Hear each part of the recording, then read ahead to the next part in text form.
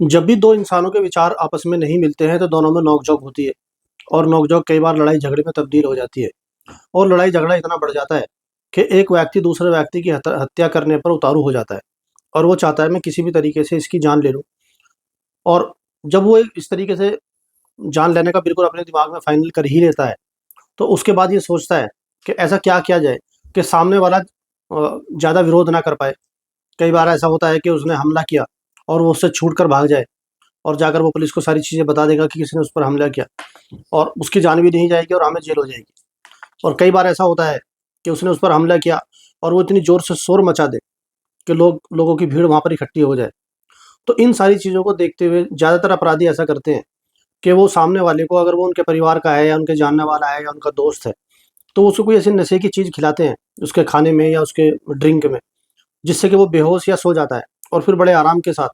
बिना किसी विरोध के वो उसकी हत्या करते हैं और उसकी बॉडी को जहाँ मर्ज़ी वो फेंक सकते हैं।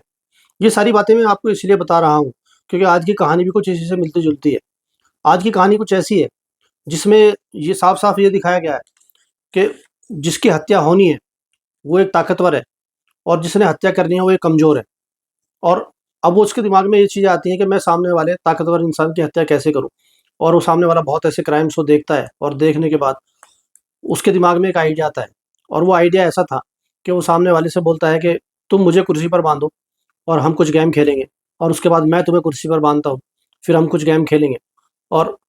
उसी गेम में वो सामने वाले की बड़े आराम के साथ हत्या कर देता है, क्योंकि उसके दोनों हाथ और दोनों पैर बंधे हुए थे।